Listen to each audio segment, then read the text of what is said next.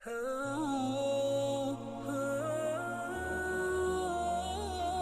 مرتبہ رسول اللہ صلی اللہ علیہ وسلم مسجد میں تشریف فرما تھے اور لوگ آپ صلی اللہ علیہ وسلم کے ارد گرد بیٹھے ہوئے تھے کہ 3 آدمی وہاں آئے۔ ان میں سے 2 رسول اللہ صلی اللہ علیہ وسلم کے سامنے پہنچ گئے اور ایک واپس چلا گیا۔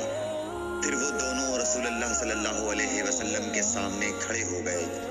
اس کے بعد ان میں سے ایک نے جب مجلس میں ایک جگہ کچھ گنجائش دیکھی تو وہاں بیٹھ گیا، اور دوسرا اہل مجلس کے پیچھے بیٹھ گیا، اور تیسرا جو تھا وہ لوٹ گیا۔ تو جب رسول اللہ صلی اللہ علیہ وسلم اپنی گفتگو سے فارغ ہوئے تو صحابہ رضی اللہ عنہم سے فرمایا، کیا تمہیں 3 آدمیوں کے بارے میں نہ بتاؤں؟ تو سنو۔